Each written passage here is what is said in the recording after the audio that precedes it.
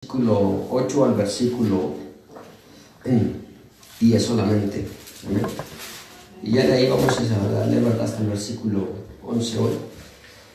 Cada uno de los mensajes es poquito, pero tiene mucha información de parte de Dios para nosotros. ¿Lo tienen todos, mis hermanos? Dios bendiga a nuestros hermanos que nos ven, ¿verdad? Siempre a través de las redes sociales. Esperamos que en esta mañana podamos cumplir ese propósito para el cual estamos aquí, ¿verdad? De exponer la palabra de nuestro Dios y bendecirnos los unos a los otros. Apocalipsis 2, vamos a leerlo todo del 8 al 11. ¿Amén? Bendito sea el Señor. Voy a leerlo y me siguen con su vista. Amén.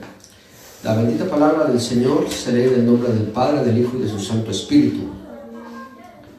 Y escribe al ángel de la iglesia en Esmirna, el primero y el postrero, el que estuvo muerto y vivió, dice esto: yo conozco tus obras y tu tribulación y tu pobreza, pero tú eres rico.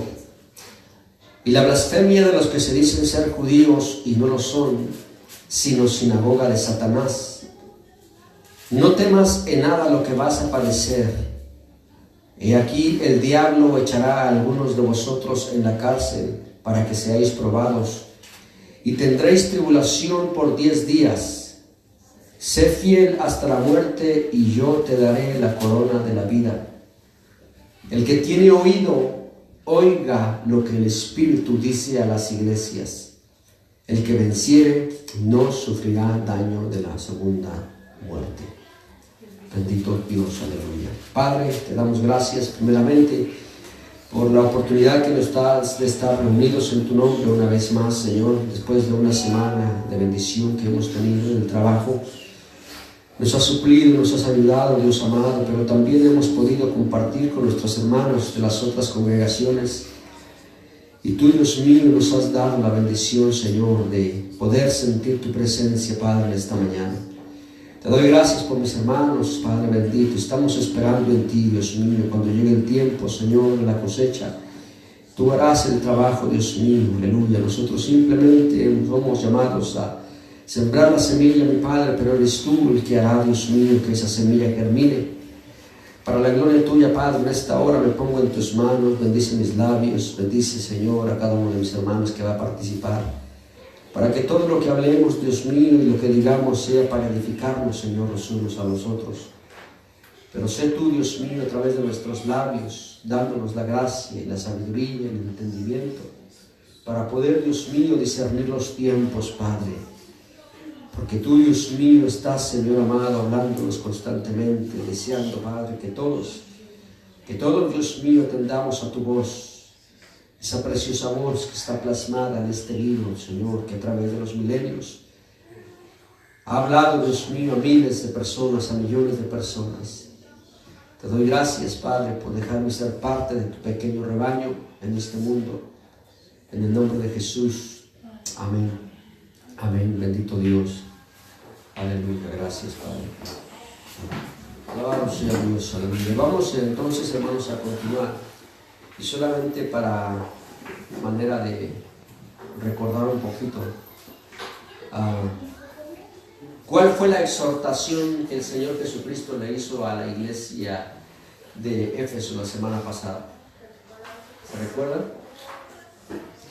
Le elogió muchas cosas que tenía la iglesia. ¿Se acuerdan cuál fue el tema? ¿Alguien se acuerda cuál fue el tema? Sí, pero el título del tema, ¿se acuerdan cuál fue? Servicio sin amor. Es bonito servirle a Dios, es bueno servirle a Dios, y Dios desea que le sirvamos, pero cuando el amor va acompañado, cuando el servicio no va hecho con amor, simplemente se convierte en un trabajo como cualquier otro. Y es por eso que el Señor le hace una exhortación, ¿verdad?, a la iglesia de Éfeso. ¿Cuál fue la exhortación que le dijo? ¿Se recuerdan? El hermano Juan decía: sabemos dónde está. ¿Verdad? ¿Que dónde está qué? ¿Qué le dijo? Pero recuerda de dónde has caído y haz las primeras obras. pues si no, vendré pronto a ti y quitaré tu candelero de su lugar si no te hubieres arrepentido. ¿Verdad? ¿Qué es lo que trataba o trata el Señor de decirle a la iglesia de Éfeso? Y en cierta manera nosotros cuando le dice haz las primeras obras. En cierta manera lo que le está diciendo el hermano, y el hermano Filadelfo hizo una aportación muy importante, ¿verdad?, la semana pasada. Porque cuando el Señor nos hace esta, acuérdense que es el mensaje del Señor Jesucristo primeramente al ángel de la iglesia y después nos da a cada uno de nosotros a través de la historia. Bendito Dios. Pero dice que volver a hacer las primeras obras es recordar, porque dice recuerda de dónde has caído, recordar cómo solías pasar tiempo en su palabra. ¿Cómo puede un cristiano vivir la vida cristiana sin leer la palabra de Dios, sin meditar en la palabra de Dios? Recordar cómo solías orar, cómo pasabas tiempo en la presencia de Dios. Recordar el gozo que tenías al juntarte con otros cristianos, como la hermana Erika, que hoy tenía gozo cuando se juntó con los cristianos. Debería de ser un gozo, hermano, juntarnos como iglesia. Y por último, recordar lo emocionado que estabas al contarle a otros acerca de Jesús. Cada vez que le hablamos a alguien de Jesús, nosotros estamos, hermano, aleluya, compartiendo el amor de Dios, y el amor de Dios está en nosotros. Por eso el Señor le exhorta, ¿verdad?, que vuelva a ese primer amor. Y podríamos pensar, dijo alguien por ahí, que la obra maestra de Satanás en cierta manera, ¿verdad?, es que ha logrado que en la mayoría de las iglesias, o en muchas iglesias, ese primer amor se haya enfriado. Porque hay mucho servicio, las iglesias están llenas de programas y de actividades que nos mantienen ocupados, pero que en realidad no tenemos ese primer amor. ¿Saben que el enemigo es tremendo, hermano? Fíjense bien, los cristianos correrán de atrás de casi cualquier método o programa nuevo o extraño para el crecimiento y la estabilidad de la iglesia. ¿Cuántas cosas hacemos nosotros para tratar de mantener a la iglesia o hacerla crecer? Pero en realidad nuestra corta medida de atención nos hace que nos aburramos fácilmente con la emoción, porque hacemos las cosas solamente por emoción, cuando nos damos cuenta de que no funcionan. Pero si lo hacemos esperando en Dios y que sea Él el que haga las cosas, y lo hacemos con amor, hermano, vamos a ver el resultado. Amén. Le digo, por eso es que tenemos que tener mucho cuidado de no caer en la costumbre de solamente venir a la iglesia y de hacer las cosas como un trabajo cualquiera, sino que lo hagamos nosotros por amor. Acuérdense, hermanos, que el personaje principal de esta carta, o de prácticamente toda la Biblia, es nuestro Señor Jesucristo, pero en particular en esta carta, en este libro, en la carta del apóstol Juan, del Apocalipsis, el personaje principal es también, ¿verdad?, el Señor mismo, es el que comienza a enviarle este mensaje a Juan. Es de Dios dado al Señor Jesucristo por medio del ángel a Juan. Entonces, ¿cuál es la exhortación que le va a hacer ahora a la iglesia que vamos a ver, la iglesia de Esmirna? Si se recuerdan, la semana pasada yo les mostraba aquí esta más o menos una cronología, y puse ahí ahora una imagen de lo que más o menos lo que sucedió desde el año 90, cuando muere el apóstol Juan, que es el último de los apóstoles, hasta aproximadamente el año 313, ¿verdad?, o el año 100 hasta el 313, la persecución que vino sobre la iglesia. Y él se va a dar cuenta que de los 10 días que habla el Señor Jesucristo, ¿verdad?, que dice aquí, ¿verdad?, que iban a venir 10 días de tribulación sobre la iglesia en esos tiempos. Aproximadamente de lo que fue el año 100 al año 313, la iglesia hubo 10 emperadores romanos que fueron los más terribles que existió. Dicen que murieron cerca de 5 millones de cristianos en aquel tiempo, no estoy seguro, pero eso es lo que supuestamente más o menos, porque es difícil llevar los cálculos en aquellos tiempos, pero se calcula que murieron cerca de 5 millones de judíos, de cristianos en todo el imperio romano. Y eso lo hicieron los emperadores romanos, 10 emperadores durante ese tiempo. Los llevaban a las cárceles, los llevaban los llevaban a prisión, los llevaban al Coliseo Romano. Allí los llevaban, ¿verdad? Los hacían las luchas de los gladiadores, que peleaban con los gladiadores. Los echaban a los leones, los sacrificaban. Hay una historia que dice que incluso los llegaban ya cuando los mataban a los cristianos, entraban a sus casas y los mataban. Dicen que incluso los llevaban, no había luz en aquellos tiempos como hoy en día, y cuando hacían los Juegos Olímpicos o cuando hacían las fiestas en el Coliseo Romano, dicen que ya muertos les metían estacas por el ano, ¿verdad? Es la palabra correcta, les salía por la boca, los ponían como antorchas y los prendían. De esa manera alumbraban a la hora que estaban, hermanos, eran orgías prácticamente lo que hacían ahí en esos juegos. Pero fue cuando la iglesia se mantuvo más fiel al Señor. Por eso es lo que vamos a ver esta mañana, que el Señor, esto es lo que le elogia a esta iglesia en medio de la aflicción, y es el tema de hoy. ¿Verdad? El tema de hoy va a ser fidelidad en medio del sufrimiento. La iglesia de Esmirna. Bendito sea Dios. Vamos a la palabra de Dios. Gloria al Señor. La iglesia de Esmirna se encuentra en lo que es hoy Turquía, ¿verdad? Algunos dicen que la ciudad que se llama Izmir en la actualidad está en la ciudad, en el país de Turquía, que va a jugar un papel muy importante en estos últimos tiempos, ¿verdad? En las profecías bíblicas, junto con Rusia, junto con China, que son los países que van a venir para destruir o para pelear contra Israel, ¿verdad? En una de las últimas guerras, porque faltan 2 guerras por cumplirse todavía. Entonces es ahí en Turquía donde estaba la iglesia de Esmirna. Voy a regresar un poquito para que se me vea. La semana pasada vimos que Éfeso estaba aquí, fue la primera iglesia. Ahora Esmirna se encontraba aquí. En aquel tiempo, acuérdense, les decía que el Imperio Romano estaba dividido en provincias, y dentro de esas provincias había varios países que ellos habían conquistado. Entonces ahora prácticamente Turquía se encuentra más o menos en esta parte de aquí, lo que es hoy en nuestros tiempos, y ahí se encontraba Esmirna. ¿Qué significa la palabra Esmirna? Un nombre muy bonito que dice para una iglesia. La palabra Esmirna significa mirra. ¿Para qué se usaba la mirra en aquellos tiempos? ¿Alguien sabe? Cuando nuestro Señor Jesucristo lo sepultaron, dicen que vino uno de los hombres ricos de aquel tiempo y que trajeron ¿qué? Especies aromáticas. ¿Para qué?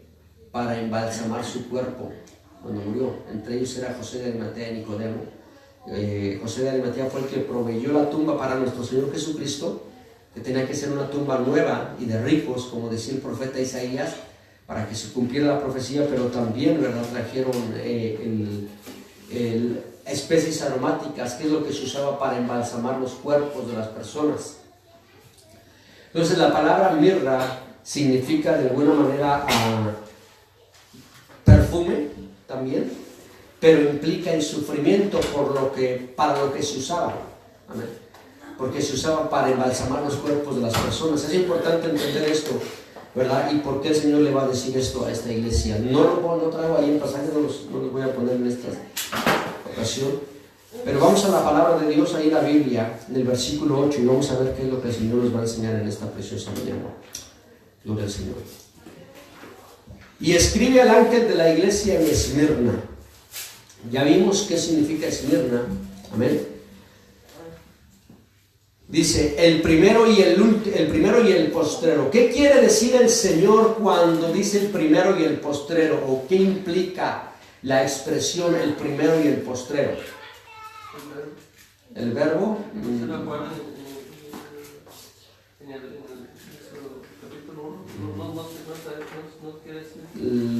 No, en realidad no, porque el verbo es la palabra.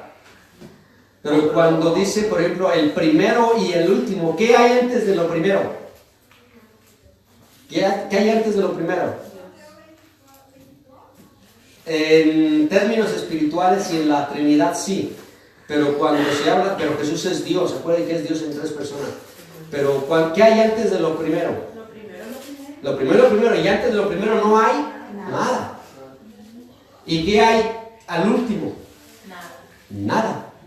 Entonces lo que está diciendo Jesús, cuando escuchamos nosotros, y ya aquí es la segunda vez que Jesús lo usa, lo usó en el capítulo 1, para cuando le habla a Juan, él dice que él escribe al ángel de la iglesia en Esmirna, el mensaje es para el pastor de la iglesia, le dice, el primero y el postrero, esto implica la eternidad de Dios. ¿Amén? En el Antiguo Testamento a Dios el Padre, antes de que Jesús se manifestara, ¿verdad?, en esta tierra, aunque en el Antiguo Testamento se aparecía como el ángel de Jehová y se le llamaba una teofanía, las apariciones de Jesús, no se había manifestado en la carne o como Dios, ¿verdad?, lo tenía en sus planes, pero a Dios el Padre, que tenía la relación con Israel y con los profetas y con los reyes, ¿verdad?, a Dios se le llamaba el Eterno, lo que implica es que Dios no tiene principio y no tiene fin.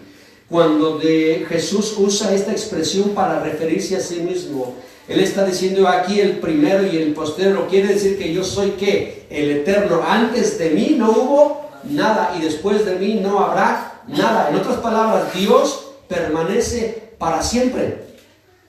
Esto es importante entenderlo, hermano, porque si nosotros creemos en el Dios eterno, nosotros vamos a poder entender que Él tiene el control por sobre todas las cosas, que no hay nadie por encima de nuestro Dios. No hay circunstancias, no hay problemas, no hay creación, no hay nada que esté por encima de Dios. Óigame bien, puede dejar de existir todo, absolutamente todo, pero Dios nunca va a dejar de existir. Bendito sea el nombre del Señor, aleluya. Entonces, esto quiere decir que no hubo nada antes de Él y que no habrá nada después de Él. ¿Por qué les dice esto? A esta iglesia, acuérdense, está hablando de una iglesia en particular, la iglesia de Esmirna. Y fíjense, estas son palabras alentadoras, mis hermanos, por lo que Jesús les va a decir ahorita. Ellos están pasando tribulación, están pasando angustia, los están echando en la cárcel, como vamos a ver, los están matando en el Coliseo Romano, pero Jesús les dice, mira, he aquí el primero y el postrero dice esto. En otras palabras, deben de entender que no es cualquier persona la que está enviando este mensaje. Los creyentes que estaban siendo perseguidos necesitaban saber que Dios estaba a cargo de ¿qué? De todo. Oigan bien, mis hermanos, nosotros en esta humanidad a veces dudamos. Yo les soy honesto, yo dudo a veces. Hay momentos en mi vida en los que viene la duda a mi vida porque soy ser humano igual que ustedes. Cuando las cosas no funcionan o no salen como uno espera o como uno quiere, tal vez porque no lo estamos haciendo de la manera correcta, llegan momentos en los que nosotros nos frustramos. Cuando vemos, por ejemplo, que nuestras oraciones no son contestadas, cuando vemos que de repente estamos pasando dolor, estamos pasando enfermedad, cuando vemos, por ejemplo, que viene persecución, hermano, hay momentos que uno llega a dudar, hay que ser honestos. Y uno le pregunta a Dios, ¿dónde estás? Cuando el Señor dijo, yo estoy con vosotros todos los días hasta el fin del mundo, ¿qué está diciendo? Yo voy a estar ahí, aunque tú no me veas, aunque tú no me sientas, aunque parezca que no estoy, pero yo estoy ahí.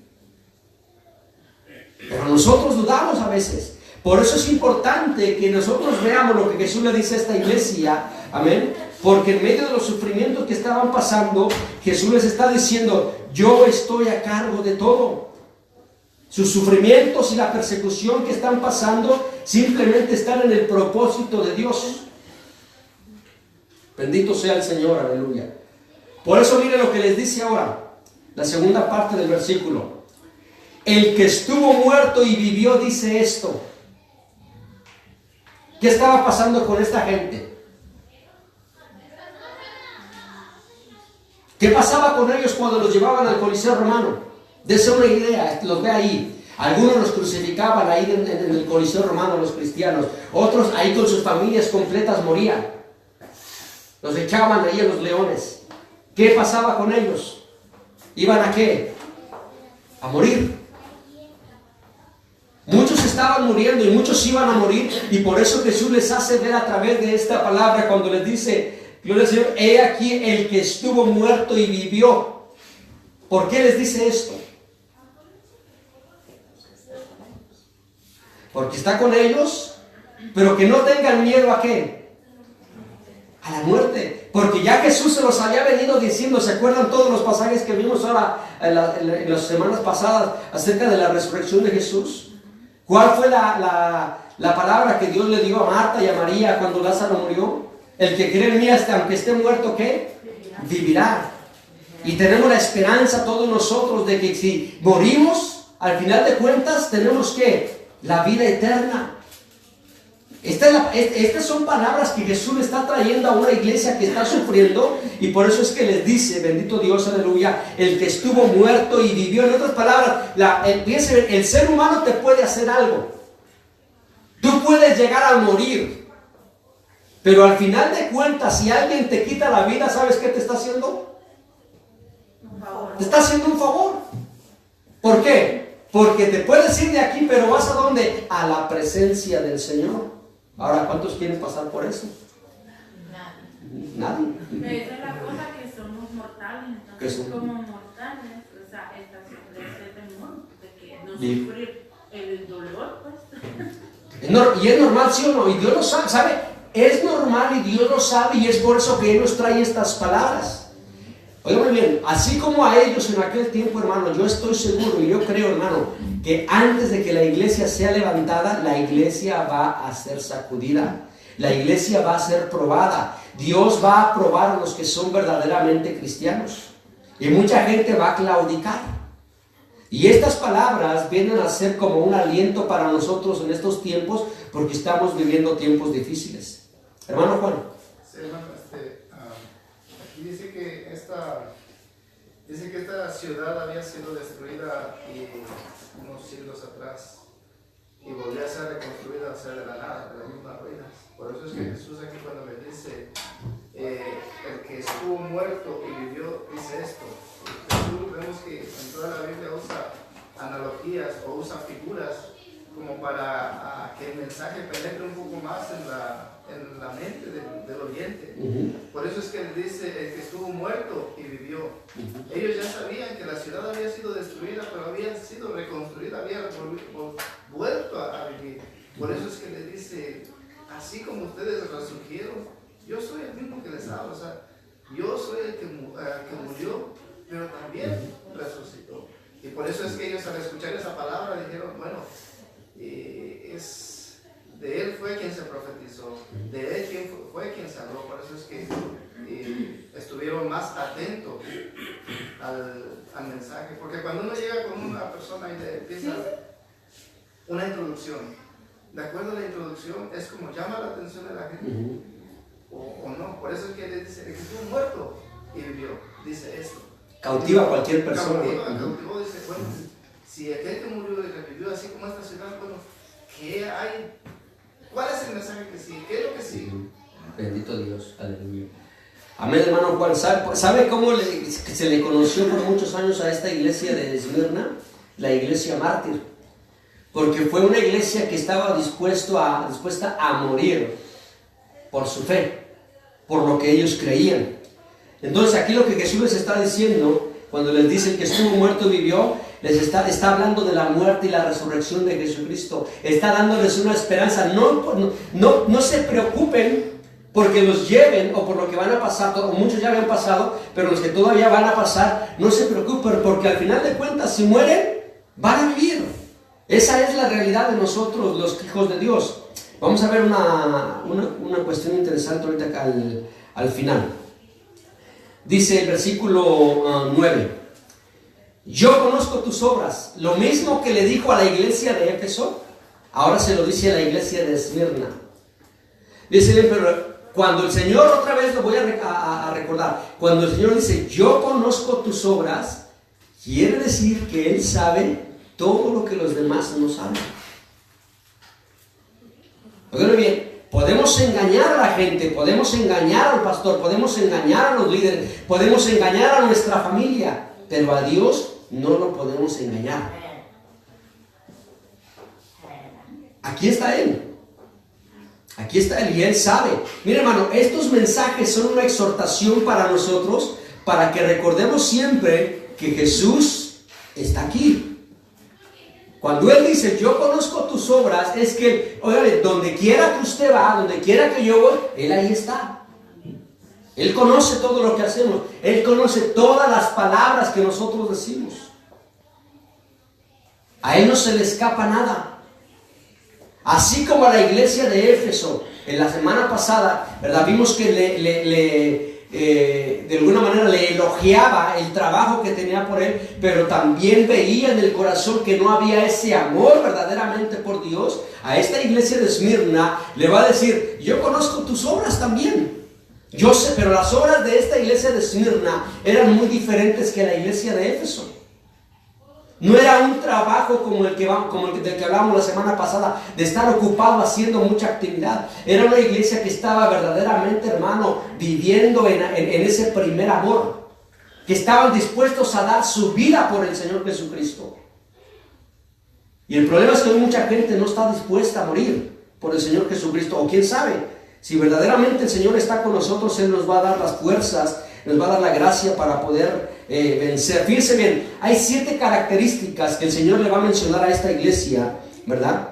De la iglesia de Éfeso. La primera característica que le dice es que yo conozco tus obras. Él sabe todo lo que ustedes están haciendo, hermanos. Él sabe todo lo que yo estoy haciendo, cómo estoy invirtiendo mi vida, cómo estoy gastando mi vida. Bendito Dios, aleluya.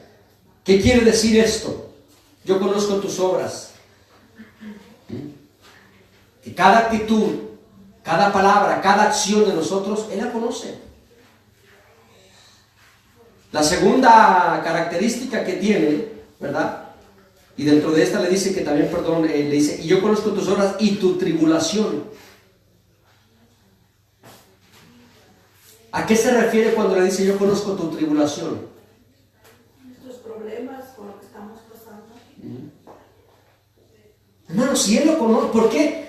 Yo les he enseñado, a ustedes les he dicho, yo puedo ayudarle a usted y a orar por usted, pero el único que en realidad puede hacer algo por usted es el Señor.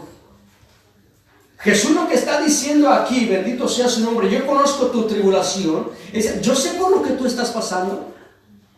¿Sabe que la gente la gente no nos comprende a veces, hermano?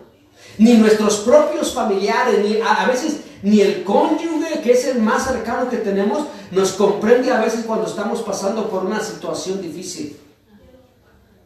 Le voy a decir, por ejemplo, en mi caso, hay momentos en los que yo puedo ver a mi esposa cuando ella de repente, verdad, no se siente bien. Porque después de 20 años de vivir con ella, uno aprende más o menos a analizar la actitud y el comportamiento de la persona. Pero yo puedo ver su actitud, analizar eso, pero yo no puedo entrar en su corazón porque yo no sé lo que hay allí, pero Dios lo sabe. De igual manera con el esposo, ella puede ver a mí, o usted puede ver en su esposo, en su esposa, o usted puede ver en sus hijos. Pero el Señor sí sabe lo que estamos pasando. Él conoce nuestras tribus. ¿Sabe quién sabe con qué estamos luchando cada uno de nosotros, mis hermanos? Todos tenemos nuestras propias luchas, tenemos nuestros propios problemas. Bendito sea Dios, aleluya. Dice, esta iglesia, el amor por el Señor era tan fuerte y tan fiel que aceptaban incluso que esa tribulación los llevara a la misma muerte. No era tribulación como la que tenemos nosotros hoy en día, hermano. Nuestra tribulación es que se burlen de nosotros en el trabajo.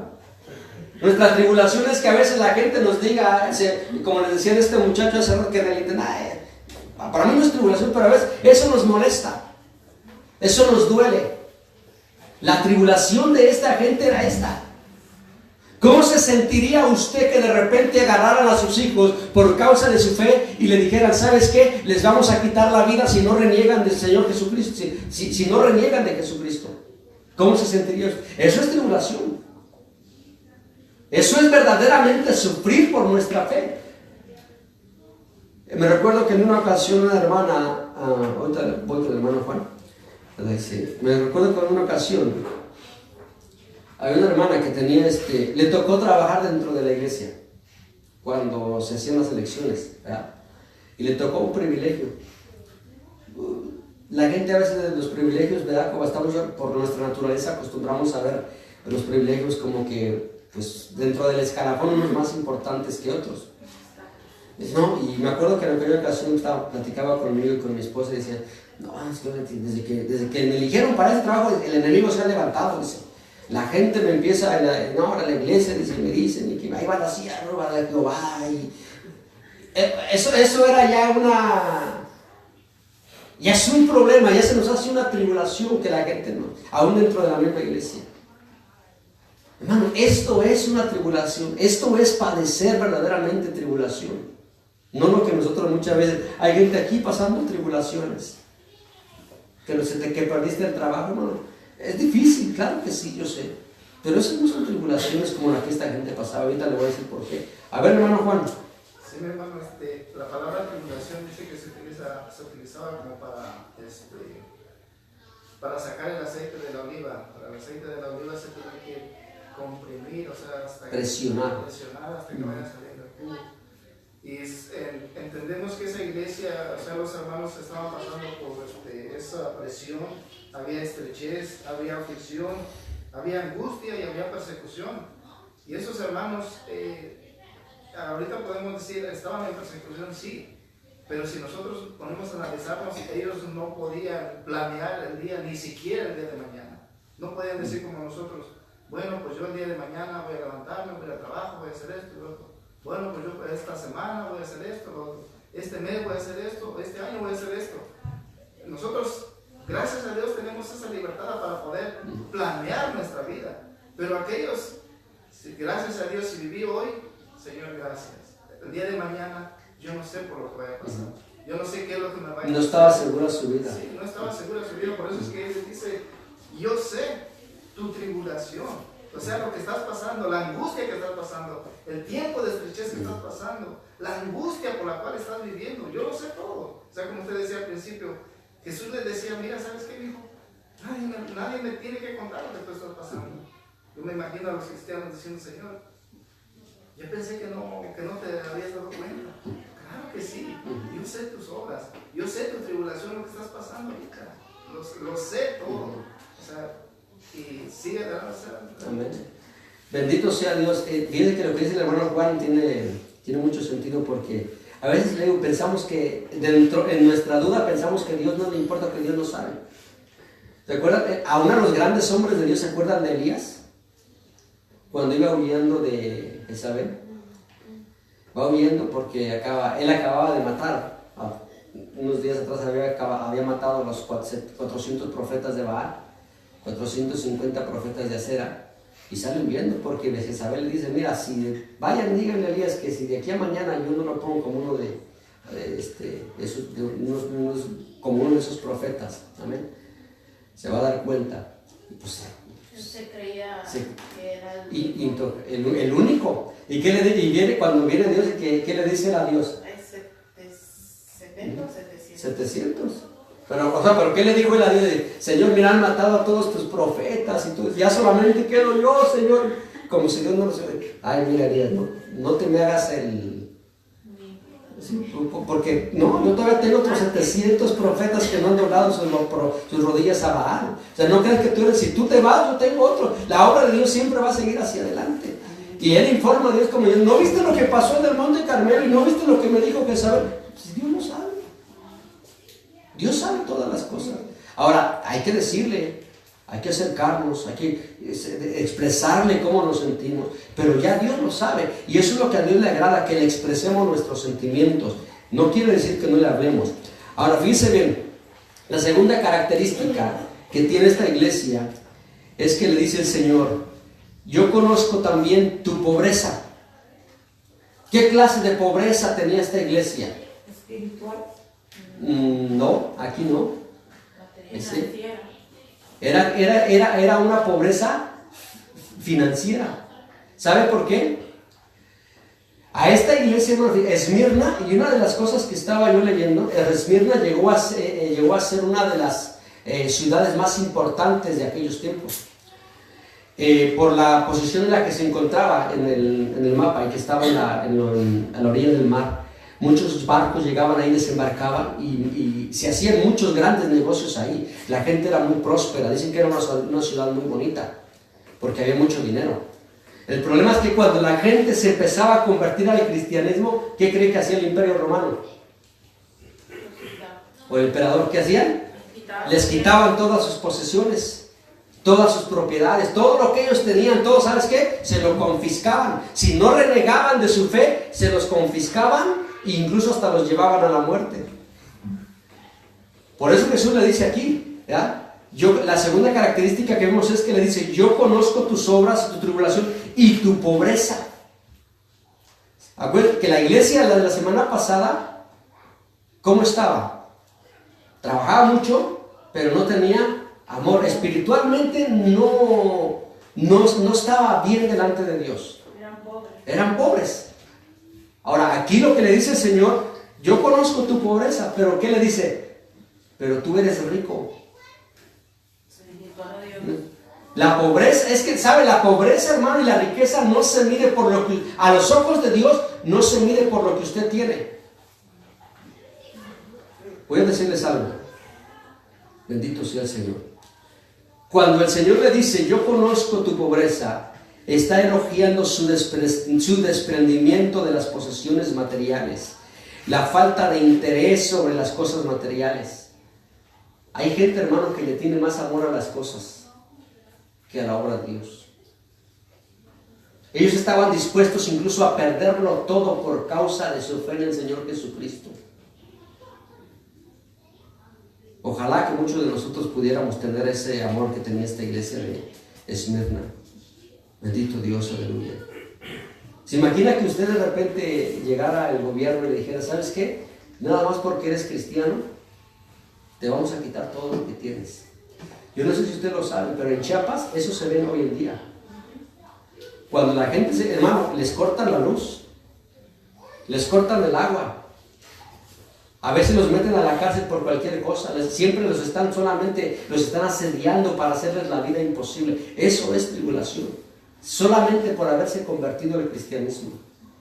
Yo he conocido hermanos, no lo voy a decir esto, no muchos, pero he conocido hermanos que sus padres, teniendo dinero, siendo acaudalados, cuando llegaron y les dijeron: ¿sabes qué? Acepté al Señor Jesucristo y ahora soy cristiano, los han desheredado.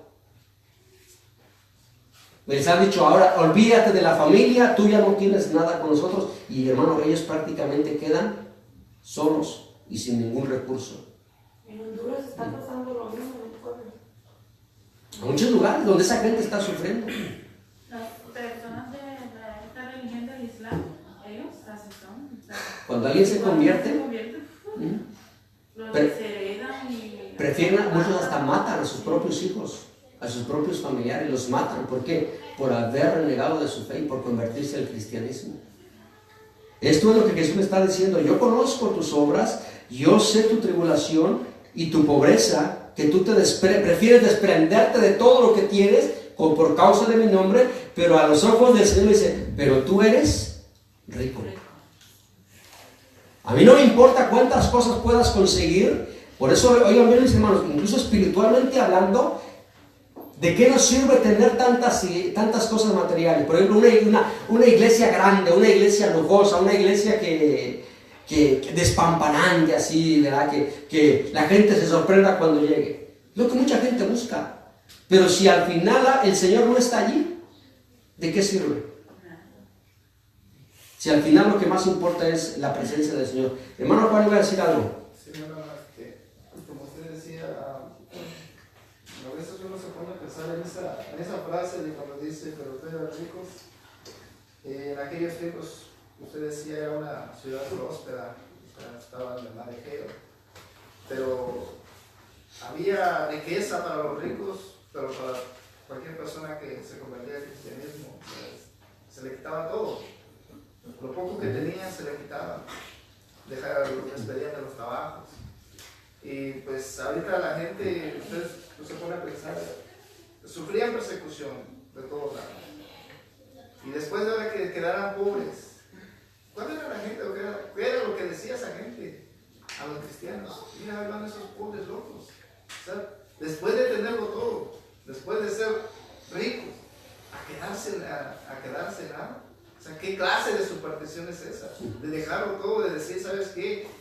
Me olvido de esto. O sea, es algo que ahora sí uno puede puede decir qué gente aquella, ¿no? ¿Qué clase de cristianos eran aquellos? ¿Qué Dios tiene que les permite pasar por todo esto? Imagínate.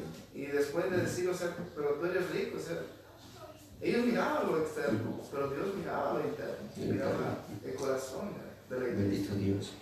A diferencia de la iglesia de la Odisea, que es la iglesia apóstata que vamos a ver al final, la última, ¿verdad? Ella se jactaba de ¿qué? De que ella lo tenía todo, de su riqueza, de todas las posesiones, pero el Señor le dice, pero tú no te das cuenta que eres una pobre, desventurada, desnuda.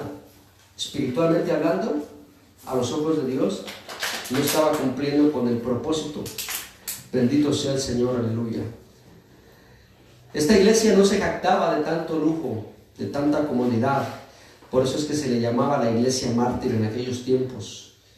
No tenía muchas posesiones materiales. Los miembros de la congregación eran gente pobre y muchos habían sido esclavos y muchos habían, que incluso habían sido liberados, ¿verdad?, por sus propios amos, pero que volvían, aleluya, a caer en la tribulación por haberse convertido al cristianismo.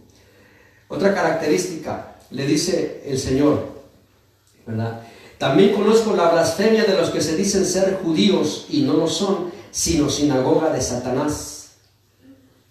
¿A qué se refiere cuando le dice la blasfemia de los que se dicen ser judíos y no lo son?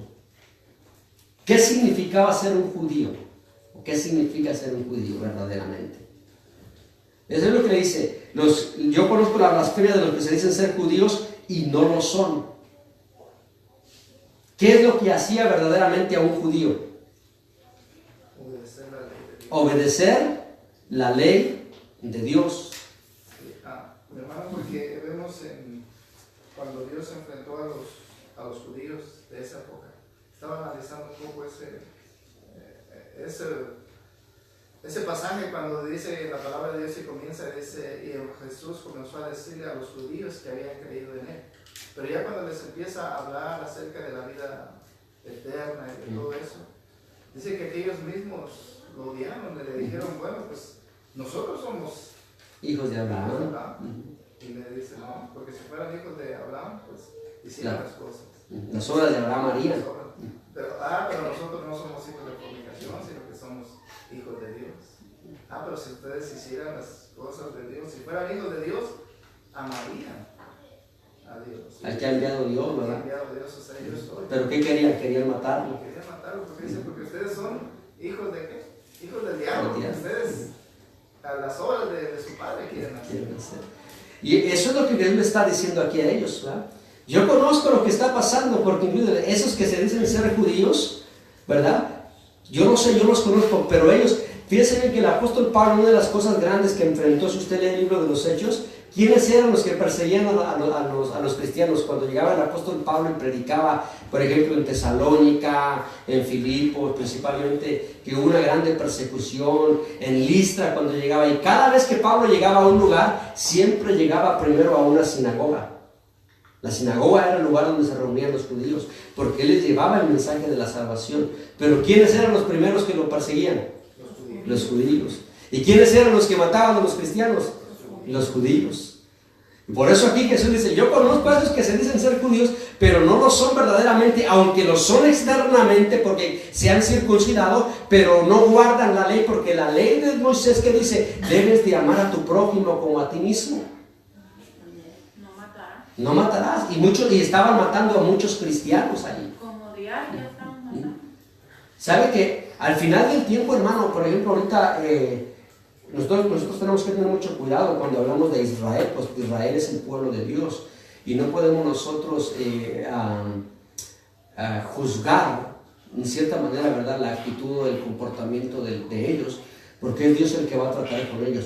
Pero precisamente por eso es que al final de los días, en la gran tribulación, muchos judíos van a morir.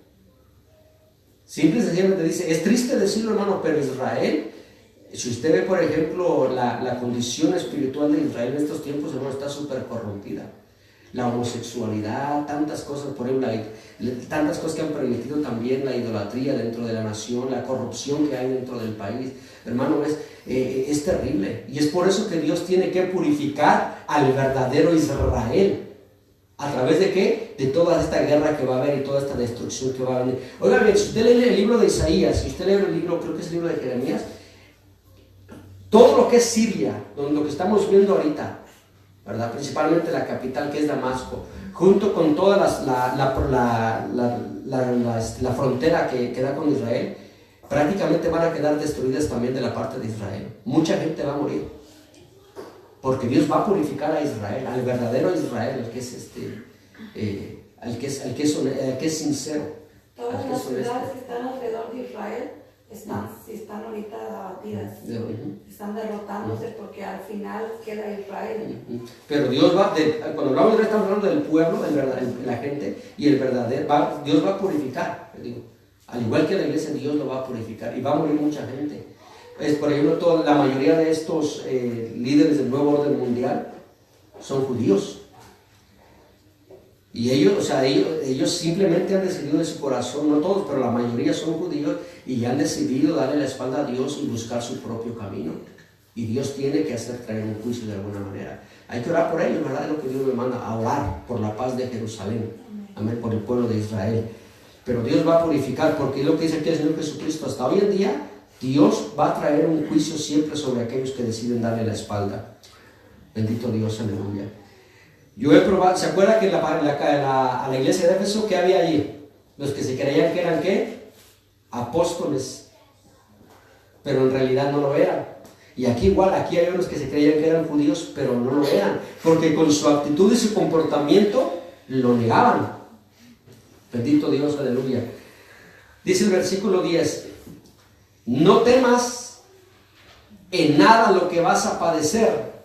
Dentro de todo esto, miren la palabra de aliento que les da el Señor. No temas en nada lo que vas a padecer.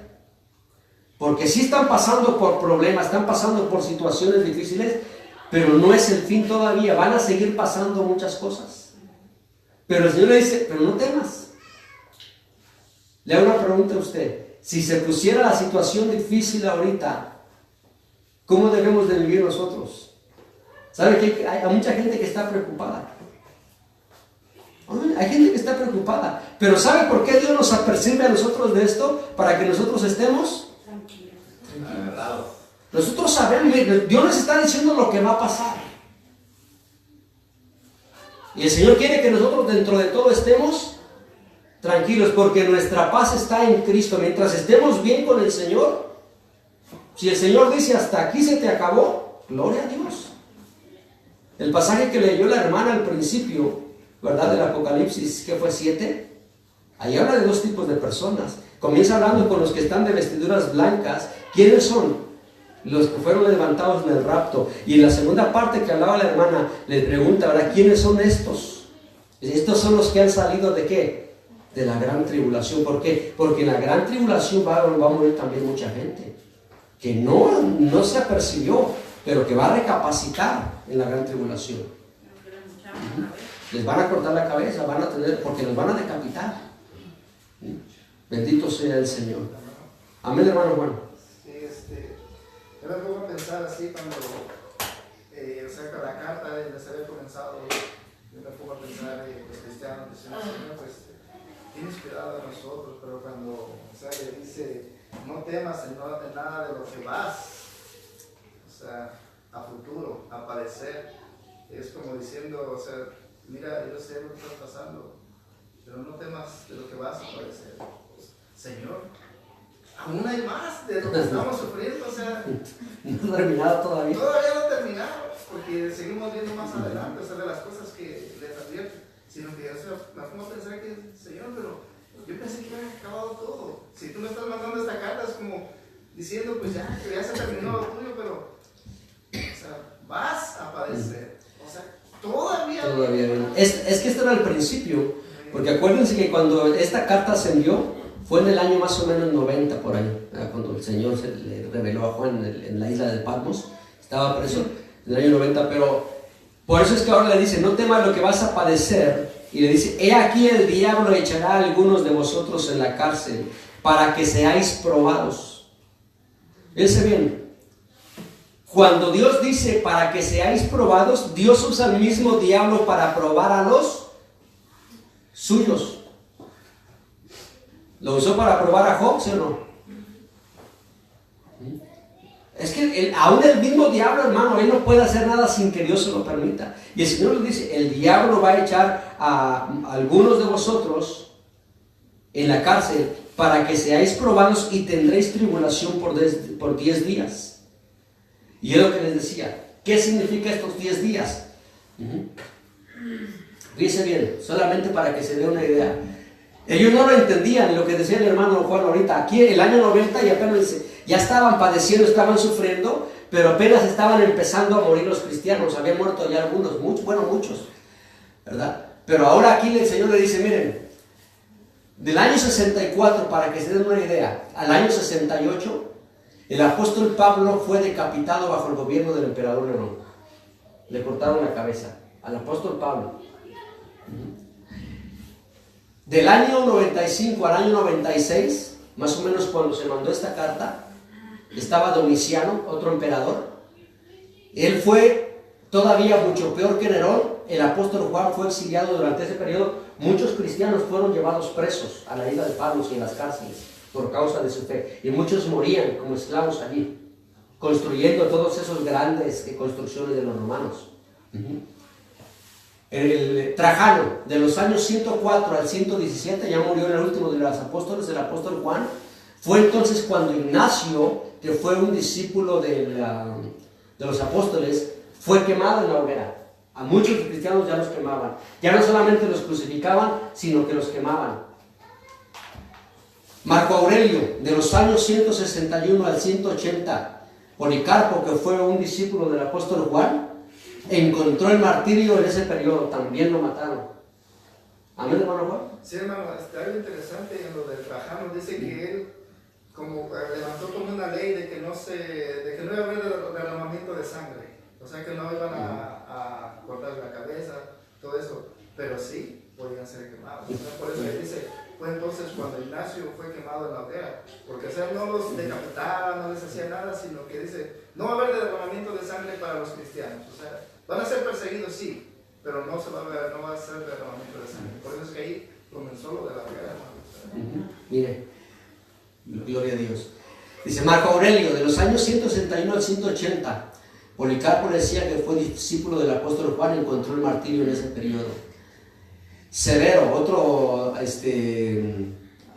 emperador, del año 200 al 211 después de Cristo, fue tremendo. Ahí ya no se dice mucho. En el libro de historia de la iglesia que nosotros damos en el instituto, se habla de lo que hicieron muchos de ellos. Maximiano, del 235 al 237, también. Decio, del 250 al 253, Valeriano, del 257 al 260, y Aureliano, del 270 al 275. El último fue Diocleciano, el peor de todos los emperadores durante esos años, del 303 al 313, y en este periodo es donde se cree que murieron cerca de 5 millones de cristianos por causa de su fe. Amén, hermana. ¿Y qué pasa en los años entre esos reyes? Porque hay unos de 253, pero el otro no empieza hasta 256. Muchos de esos emperadores eran matados, o los quitaban, por ejemplo, como en este de aquí, de 253, sí, por ejemplo, uno dice faltan 4 años. Pero como había una lucha entre los mismos gobiernos, entre el mismo imperio de Roma, aquí ya el imperio de Roma ya está yendo en decadencia. Ya la lucha por el poder prácticamente ya ha hecho que mataron a muchos emperadores. Amén. Entonces hubo periodos en los que no había un emperador bien establecido, sino que había gobernadores. Pero al final de cuentas, hermano, la historia es muy compleja y poderla explicar toda, pues yo no la conozco toda, pero para darnos una idea de que durante esos años, no es hasta el 313 que todo se apacigua, pero durante todos estos años murieron millones de cristianos, o yo creo que miles o millones. Pero ¿sabe qué sucedió aquí? Que después de Diocleciano, el que vino fue Constantino, y fue ahí donde terminó la persecución para la iglesia. Pero cuando viene Constantino y se permite la libre religión donde los cristianos puedan practicar su fe de una manera libre, ¿qué cree que es lo que pasa ahora? Entonces la doctrina se Entonces la espiritualidad ahora ya dice, bueno, ok, ahora todos los que quieran ser, es más, él promulgó un edicto que toda la gente se tenía que convertir al cristianismo. Él dice que era cristiano porque Dios le reveló a través de un sueño que se vio una cruz, y para poder vencer a sus enemigos le dijo, por medio de esta cruz tú vas a vencer. Y él, sabiendo que era la cruz que representaba a los cristianos, se hizo cristiano. El problema es que él nunca dejó de ser idólatra y nunca dejó de practicarlo. Era malo el hombre. Muchos lo alaban, pero yo he leído la historia. En realidad Constantino, para mí, más que hacerle un bien, le hizo un mal a la iglesia, porque cuando él promulga ese edicto, ahora toda la gente, ahora que la gente se empieza a hacer cristiana, se empiezan a comer, ya no los matan, ahora tú puedes ser cristiano, les empiezan a abrir iglesias, pero el problema es que tú puedes hacer lo que tú quieras, tú puedes creer en los dioses que tú quieras, pues agrégale otro, el Dios de los hebreos, pues o creen en Jesucristo. Así pasó pues aquí en este país, porque ya no habían tantos promociones la gente ya no iba tanto a la iglesia, ya cuando empezaron las televisiones así a hacer los programas en la tele, la doctrina se fue para abajo y ya había más cristianos, pero no con una doctrina sana. Así es ahora. Fíjese que lo que acaba de decir la hermana Ceci es bien interesante, y yo se lo sé venir. ¿Sabe por qué va a venir el juicio de Dios sobre esta nación? Precisamente por eso. Porque cuando una nación le da la espalda a Dios, tarde que temprano el juicio de Dios viene. Y eso es lo que pasó con Estados Unidos. Estados Unidos, cuando empezaron a venir los inmigrantes, ¿verdad? Después de los años 1800 que vinieron para acá, para América, y cuando llegaron aquí, esta nación fue fundada en los principios y en las bases bíblicas. Pero con el paso del tiempo, y principalmente vamos a hablar de los años 60 para acá, lo que decía la hermana, cuando empieza la televisión y todo eso, la mayor parte de la nación era cristiana, pero se empieza a abrir las puertas a las religiones de todo el mundo que van llegando unos y otros, y se le da libre al sincretismo, que se llama, a la unificación de las religiones. Eres libre de practicar lo que tú quieras. Y eso ha llevado a que ahora la nación, ¿a qué llegaron? Al punto de decir, bueno, en las escuelas, en las dependencias del gobierno, en todo lugar, se leía la Biblia, se usaba la Biblia, ¿y qué hicieron? Fueron sacando la Biblia de las escuelas, del gobierno, de todo. Ahora ya un niño ya no puede orar dentro de la escuela. Pero hermano, al final de los tiempos, yo pienso que vamos a regresar al principio. Vamos a ser perseguidos, nos van a matar como al principio.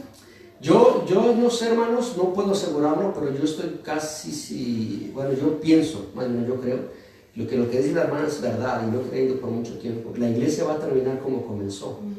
La verdadera iglesia, oigan bien, la verdadera iglesia va a terminar como comenzó aquí en Estados Unidos, va a terminar en las casas. Tendríamos que ser probados como el oro. Lo que va a ser. Somos de verdad. Ahí vamos a ser probados como el oro. Yo creo esto, hermano, que el mismo Espíritu de Dios nos va a ayudar. Ahorita nos está anticipando lo que va a pasar. Y por eso desde ahorita se hace la idea de que lo poco que uno tiene, eso no tenemos. Eso no es de nosotros. Va a llegar un momento que va a pasar esto, eso se queda. Eso se queda, pero solo así que Dios nos ayude a salir de esto, porque estaba leyendo la historia de los mártires de Catacumbas, así se llama, y agarraron un niñito de 11 años, como vivían en las cuevas, lo agarraron y lo llevaron para hacerles preguntas, y entonces el niño hablaba la historia dice que el niño hablaba como un hombre grande, una persona grande, y el niño tenía 11 años, y le dijeron los soldados al niño, vas a negar a tu Dios o te matamos, vas a dejar de hablar de Dios o te echamos con los leones. Dice, es lo mínimo que yo puedo hacer por mi Dios, dice, no voy a negar a mi Dios. Y dice, no, te vamos a echar en el pozo de los leones. Y el niño dice, denme un minuto para encomendar mi alma con Dios. Y el niño se postró y oró y dijo, Señor, recibe mi espíritu. Y ya cuando lo agarraron, lo echaron. Dijo que qué valentía, ¿no? Lo que vivieron aquellos hermanos. Y lo que dice el hermano Filadelfia, hermano, le digo, tenemos que estar preparados, porque vienen tiempos muy, muy difíciles. No sabemos cuánto tiempo falta para la venida del Señor. Puede ser en cualquier momento, pero sí vamos a ser probados, yo estoy seguro. Esto se va a desatar en cualquier instante. ¿Se acuerdan lo que yo les decía la semana pasada, la antepasada? Fue la semana pasada. Las profecías que faltan por cumplirse van a empezar así, miren, una tras otra. Cuando Jesús dijo que cuando menos lo esperen, y de eso voy a hablar en la segunda hora, cuando menos lo esperen, así va a ser, y van a empezar una tras otra, tras otra, tras otra, tras otra, como cuando Jesús nació. La gente nació, pasaron 30 años, no va a pasar nada. Y en 3 años se cumplió muchas profecías que había Dios anunciado. Igual en estos tiempos así va a pasar. La gente piensa que no va a pasar nada. Hay mucha gente dentro de la iglesia que está durmiendo espiritualmente, pero va a empezar así de repente. Se van a empezar a desatar todas las cosas que faltan por suceder. Y la iglesia va a ser probada, pero lógicamente la iglesia también se va a ir de este mundo. Entonces es la animación que, ¿verdad? O el aliento que el Señor, las palabras de aliento que les trae, ¿verdad? Que no teman por la tribulación. Y esos 10 días fue en todos esos años, esos 10 emperadores que mataron a muchos cristianos. Ahora, ¿qué le dice el Señor? Ser fiel hasta la muerte. Qué tremendo, ¿no? ¿Están dispuestos a ser fieles hasta la muerte? Que Dios nos dé la gracia, hermano, amén. Nos dé la gracia, porque de ser cristiano de palabra, eso es fácil. Pero cuando lleguemos a ese punto donde tengamos que ser probados hasta la muerte, por eso el Señor nos está diciendo, sé fiel, no claudiques, mantente firme en lo que tú crees. ¿Por qué lo dice? Porque muchos van a negar su fe.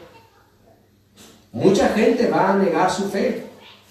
Dice, y yo te daré la corona de la vida. Bendito Dios. ¿Cuántos quieren esa corona? Aleluya. Aunque nos quite la vida y aunque tuvieran que morir nuestros hijos, hermano, hay que mantenernos firmes en nuestra fe. Termina diciendo, el que tiene oído, oiga lo que el Espíritu dice a las iglesias. Otra vez, al igual que a Éfeso y al igual que cada una de las iglesias, el Señor termina diciendo, el que tiene oído para oír, oiga. Pongan atención. No estamos jugando. Esto es algo verídico. Va a suceder. Y termina diciendo, el que venciere no sufrirá daño de la segunda muerte. Les hago una pregunta. ¿Cuántas veces han nacido ustedes? 2 veces. 2 veces. De mi madre, cuando Cristo me encontró. ¿Y cuántas veces van a morir? Si el Señor lo permitiera, y tardar un poco más, ¿cuántas veces vamos a morir nosotros? ¿Cuántas veces? 1. Esta es la paradoja o la contradicción que a veces cuesta trabajo entender para mucha gente. Los cristianos nacen 2 veces, pero mueren 1 vez. Pero los que no aceptan al Señor Jesucristo van a nacer 1 vez, pero van a morir 2 veces. Van a morir físicamente. Y la segunda muerte de la que habla Jesús, que ya ustedes ya saben cuáles son, ya lo hemos hablado. ¿Cuál es la segunda muerte? Pues sí, se puede decir que es espiritual, pero ¿cuál es la segunda muerte? Una persona cuando muere sin Cristo, ¿a dónde va? Al infierno. Y al final, después del milenio, cuando venga el juicio del gran trono blanco, van a salir de ahí. Y ya lo hemos venido viendo. Después del juicio, ¿a dónde van a ir? Al lago de fuego. Y eso es la segunda muerte. Ellos nacen solamente 1 vez, pero van a morir 2 veces. 1 vez físicamente al lago de fuego, salen del lago de fuego, del infierno, perdón, van al juicio del gran trono blanco y de ahí van al lago de fuego. Y eso es la segunda muerte, para ya no volver. Ya Dios prácticamente se olvida de ellos, de esa gente. Amén.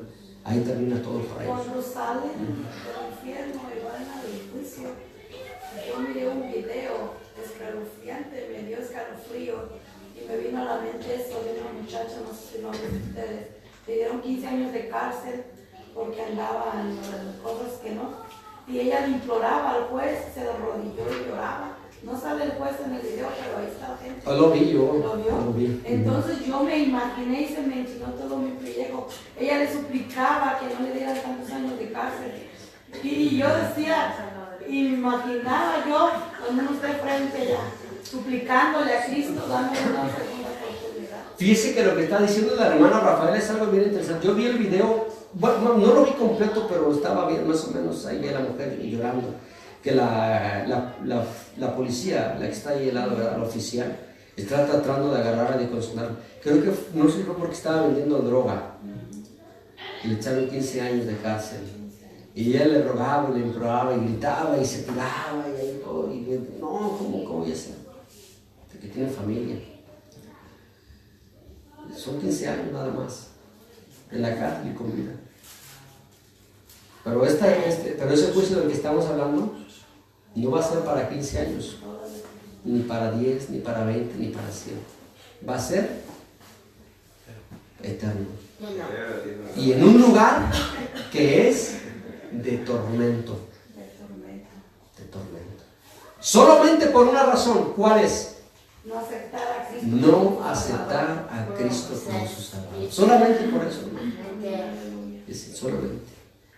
¿Qué más puede hacer Dios por esta humanidad si ya lo hizo todo? Pero la gente no quiere. Por más que uno le hable, les dice, ¿cuánta gente, hermano, que vive apartada del Señor y uno les habla y les dice, y no, mucha gente no quiere? Muchos dicen como un Dios de amor permite todas esas cosas, pero uno piensa en cómo uno trata a sus hijos.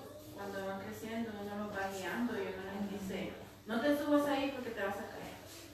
Y ya se subió el niño sin que uno se descuidó, porque cuando uno se descuidó se cayó. Dice, ¿cómo ese padre permite eso? Pero no le digo. No le digo.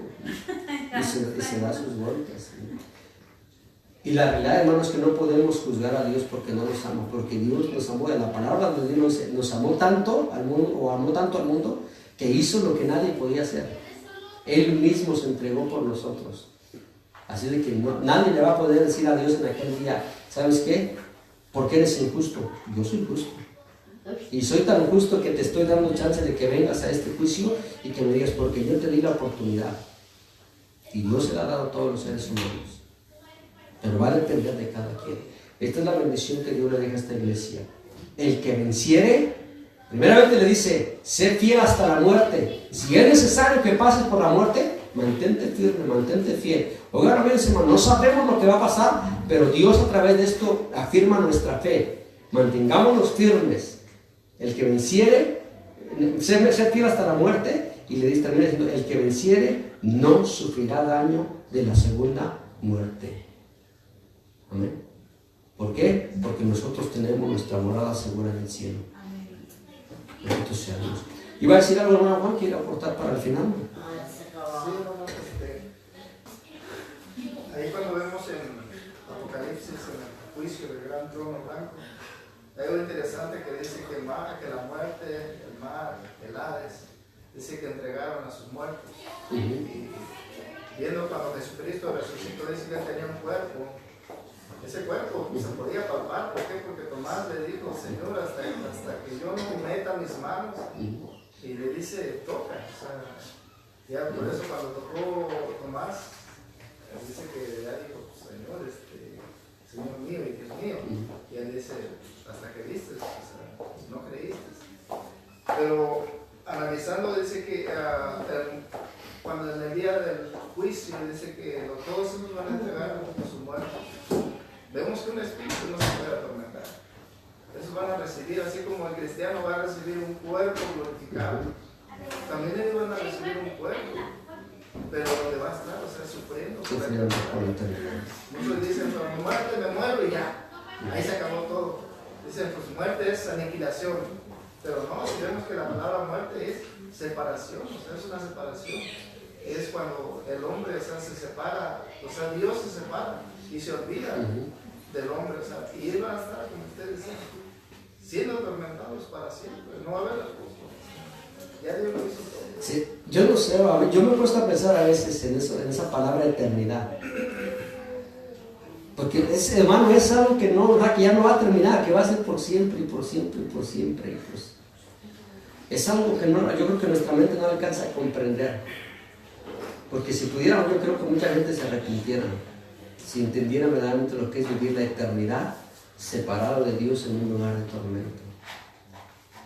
Pero gracias a Dios porque nosotros lo hemos creído, nos hemos arrepentido, hemos creído en Jesús y estamos esperando ese día, ¿no? Que el Señor ha de venir por nosotros.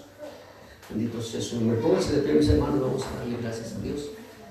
Esa es la iglesia de Esmirna, que significa mirra y representa el sufrimiento y el martirio de los cristianos, porque vivimos en un mundo que no conoce a Dios y al cual nosotros no pertenecemos, y es por eso que a veces tenemos que pasar por situaciones así.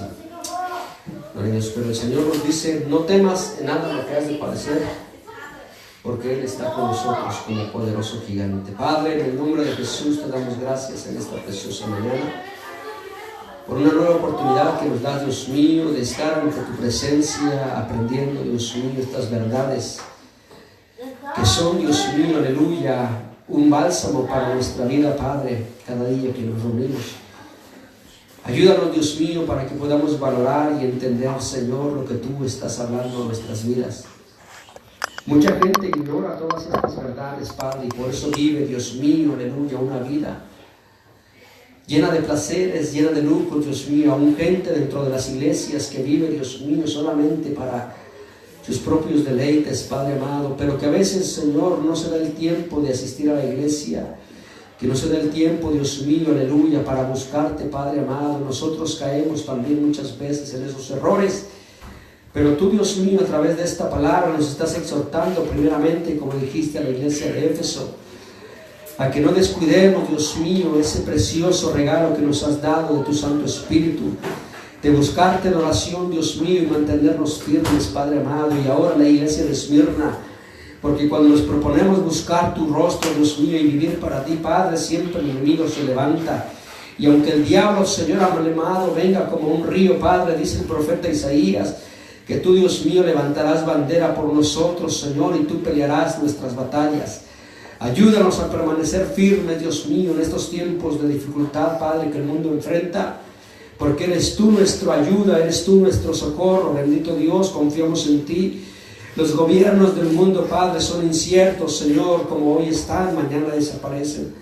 Pero tú, Dios mío, vives y reinas para siempre, Padre, y nosotros hemos confiado y creído que tú eres el que nos sustentará, nos ayudará y nos guardará en medio de la prueba y la dificultad. Señor amado, bendice a mis hermanos, te pido por sus familias, te pido, Padre, que los ayudes y que todo, Padre, lo que emprendan y hagan sea, Dios mío, para traer gloria a tu nombre, Señor amado. En el nombre de Jesús te pido que traigas una bendición especial cada día en sus vidas, que los ayudes y que siempre recordemos, Padre amado, aleluya, que tú, Señor, estás hablándonos porque el tiempo está cerca, Padre amado. En el nombre de Jesús te doy gracias por esta preciosa mañana y por esta palabra, Dios mío, que nos has permitido escuchar. Para la gloria tuya te lo pedimos. Amén. Amén. Bendito Dios.